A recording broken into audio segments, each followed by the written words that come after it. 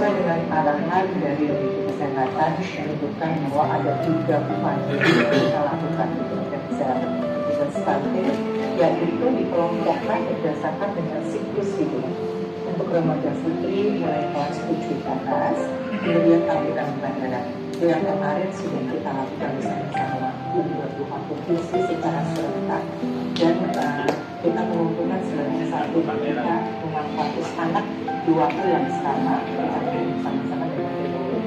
Ibu hamil yang PPD rutin memeriksakan kehamilan dan kemudian makanan, kemudian anak usia 6 sampai 24 bulan, kemudian makanan yang tidak, maka akan dapat meminimalisir dampak kesehatan yang telah terjadi di kemudian hari. Dan hasil studi ini menunjukkan bahwa ini prevalensi stunting disebabkan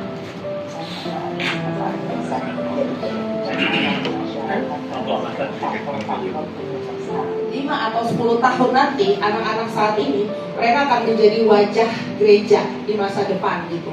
Itu berarti memang kita harus benar-benar mempersiapkan mereka dari sekarang. Persoalannya, ketika persiapan itu tidak benar-benar matang, di masa yang akan depan mereka bisa menjadi beban. Tetapi ketika kita bisa mempersiapkan mereka dengan baik, masa depan mereka bisa menjadi berkat untuk gereja maupun masyarakat. Sehingga anak-anak ini nantinya ke depan akan menjadi berkat atau beban. Itu tergantung dari apa yang kita kerjakan saat ini. Gitu. Ada banyak hal yang harus gereja kerjakan, yang harus gereja terjun langsung ke dalam masyarakat di isu-isu sosial, bukan hanya stunting. Ada juga kekerasan terhadap anak dan lain sebagainya. Tapi sekarang kita bicara tentang stunting. Apa peran gereja sehingga ke depan nanti anak-anak ini bukan menjadi beban, tetapi menjadi berkat. Dan yang kedua, Indonesia Layak Anak di tahun 2030 ini menjadi program nasional yang diimplementasikan di dalam setiap kementerian dengan program masing-masing. Stunting juga menjadi salah satu tolak ukur dalam mewujudkan Indonesia Layak Anak, dimulai dengan Gereja Layak Anak, Kota Layak Anak, dan kemudian Indonesia Layak Anak. Ini dalam hal memenuhi hak dasar anak, yang salah satunya adalah hak untuk mendapatkan penghidupan yang layak, hak untuk mendapatkan pelayanan kesehatan yang baik. Itu berarti stunting juga menjadi salah satu tanggung jawab kita juga mewujudkan ini. Baik Pak Pendeta, saya agak-agak gimana minta tolong ke pendeta yang menyuruh-nyuruh pendeta ya. Sesama. Baik, apa kata Alkitab tentang ini? Saya coba ambil dari 3 ayat ya, 3 kitab, 1-2 kitab.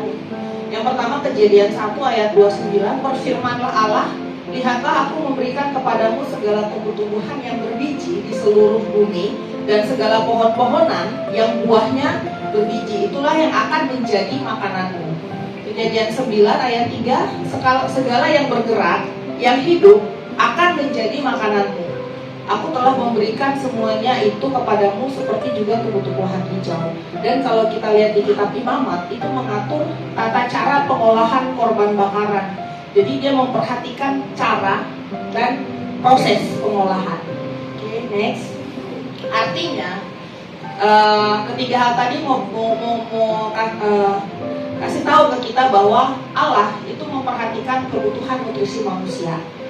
Allah juga mau manusia hidup sehat, kebutuhan gizi tercukupi. Gitu. Nah, di Perjanjian Baru juga Yesus dalam pelayanannya pun mengarah kepada kesembuhan yang holistik dan universal. Jadi tidak hanya kesembuhan secara fisik, tetapi juga rohani. Ini ada beberapa ayat di sini di Matius 9 20-22. Itu kepedulian Yesus kepada seorang perempuan di tengah-tengah kerumunan di perjalanan pelayanannya. Gitu. Jadi ada hubungan antara tubuh fisik dan iman dari cerita ini ya. Yohanes 5 ayat 5, solidaritas Yesus pada yang tidak berdaya tidak terhambat oleh tradisi yang mengikat pada masa itu. Gitu. Jadi solidaritas itu dia tidak terbatas pada tradisi yang mengikat. Yohanes 4 ayat 4-30, Yesus dan perempuan Samaria sudah punya suami tetapi hidup bukan dengan suami. Jadi dia bicara tentang kehidupan sosial seseorang. Gitu. Nah, Matius 15 32 sampai 34 di situ Yesus mempedulikan kebutuhan pokok manusia, yaitu makanan. Dan di sini juga menunjukkan tentang kepekaan sosial. Oke, lanjut. Nah, ini sebenarnya pola pelayanan Yesus: berkhotbah, mengajar, dan menyembuhkan. Yesus sendiri memulai tugas pelayanan dalam bidang kesehatan.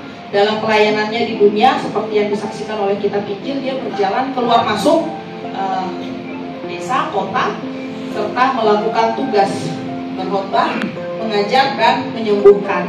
Dan pola ini juga yang dipakai ketika dalam penyebaran Injil sampai dengan Injil masuk ke Indonesia. Ketiga hal ini melekat sekaligus: berkhotbah, mengajar, dan menyembuhkan.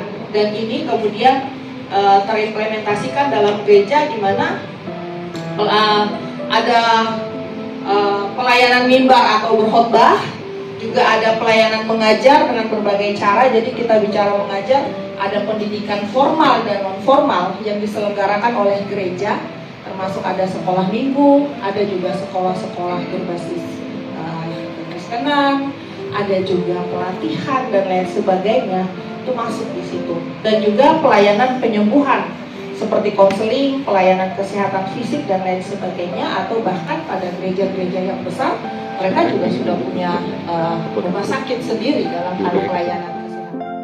Yang lucu semua.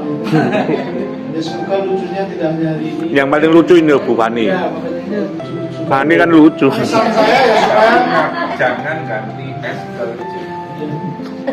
pesan saya satu, supaya panitia tidak lupa nanti kalau kami pulang bisa ngomong. Iya. Iya, kompleks dan sangat serius. Saya pikir ya cuma urusan orang cacingan atau apa gitu kan.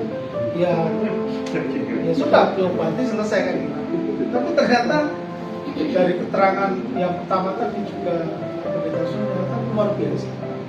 Nah itu sangat bagus. Jadi selama ini dalam khotbah-khotbahku saya akui saya mungkin tidak pernah menyinggung itu gitu. Masuk di paling kalau timbangan sosial, kemiskinan ya itu umumnya itu kita lakukan. Tapi kalau yang serius ke masalah stunting ini rasanya sudah ya saya anggap nggak sesuatu yang serius, tapi ternyata lalu yang kedua tentu sebagai PGIS atau sebagai apapun kita tentunya betul tadi yang dikatakan Bu Sarah yang saya kita bukan hanya ranah seminar, katakanlah nanti PGIS itu harus membuat apa untuk saya itu kita memang tidak bisa sendiri, tetapi apa yang harus kita buat. Jadi mungkin pikiran Pak Muji juga artinya bahwa kita harus memikirkan itu di malam apa yang kita bisa buat terhadap persoalan ini kan lebih penting. Jadi bukan hanya memahamkan iya, tapi benar-benar real itu harus kita pikirkan bersama. Mungkin nanti teman-teman rekan-rekan punya usulan, nah sehingga kan kita bisa melakukan di tempat kita masing-masing siapa yang akan kita bisa buat gitu masing-masing. Mungkin itu Pak, Mas. Kalau panggil Pak ketuaan. Ya, terus jangan khawatir kalau rancangan memang Bapak Ibu sudah akan ada tugas.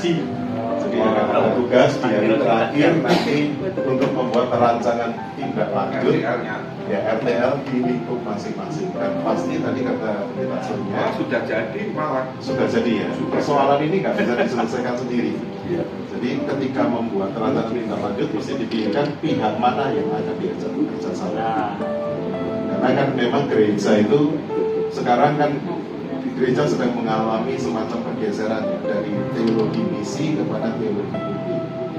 Jadi kalau teologi misi itu apapun yang gereja lakukan itu dalam rangka mengangkat nama baik Kristus dalam konteks gereja. Kita melakukan kebaikan supaya orang Kristen dikenal, supaya gereja terlihat punya kontribusi, itu teologi misi. Kalau teologi publik itu gereja selalu memikirkan apa yang dibutuhkan oleh publik. Kalau bisa gereja tidak nampak karena apa?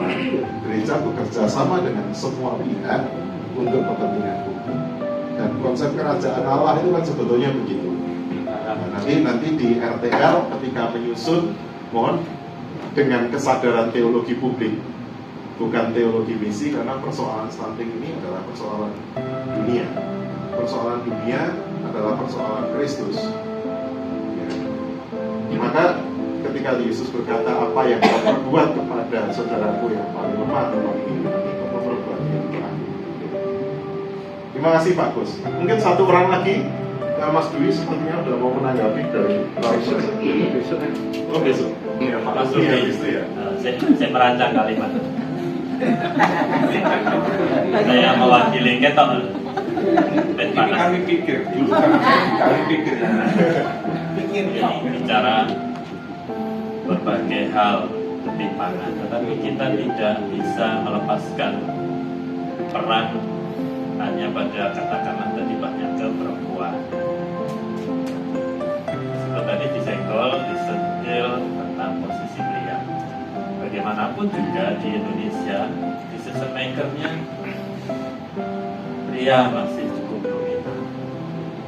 Tetapi pola kita di Indonesia, saya akan meluas sedikit, secara pemerintahan kan komisi perempuan, anak, tidak ada pernah komisi para laki-laki, dan itu di gereja juga mayoritas terjadi.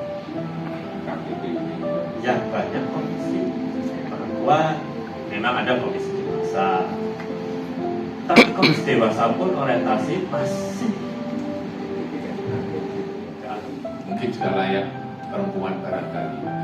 Di gereja kita itu punya program GKJB itu ada gereja ramah anak, bukan marah anak loh ya. Memang saya bukan gereja, beritanya dulu beritanya gak iso suyu gak iso pulang sekolah minggu, maksudnya sobat ya gak tahu sampai minggu juga bisa. Ya artinya majelis jemaat apa juga ramah anak. Saya kadang-kadang merasa ketika saya cepat berjalan kaki terus melihat di gereja di Surabaya pernah malam ketika kami ingin mampir ternyata gereja tidak ada. Nah ini gak ramah publik katanya Mas Andri ya. Padahal katanya kita menerima semuanya tapi digembok. Nanti harus sekarang ada PCR dulu kalau masuk itu harus ada tanda, ada kartunya dan sebagainya. Dan di mana peran kita menerima itu? Di Surabaya, di Bali Surabaya, Mas Hakim juga kita itu sudah memutuskan untuk membuat semacam shelter untuk anak. Itu tidak hanya untuk anak-anak, buat saya. Kita masih mau membuat itu di mana itu masih mikir di sidang, masih mau mikir. Itu bisa menerima perempuan juga keluarga yang bermasalah termasuk stunting bisa. Itu menurut saya poin yang menurut saya bagus kalau itu benar-benar ada. Kita punya 2 proyek ternyata lupa kemarin waktu sidang kemarin di Kudu. Kami mengingatkan itu. Loh, kita punya keputusan tapi karena pandemi lali. Kita sudah punya 2 proyek itu di Sidoarjo sama satunya bukan di Pengukit. Itu ada rencana itu.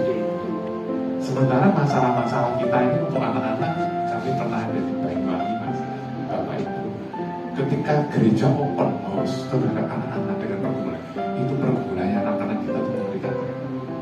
Ada yang sudah sangat jauh dan orang tuanya nggak tahu, gereja juga nggak tahu.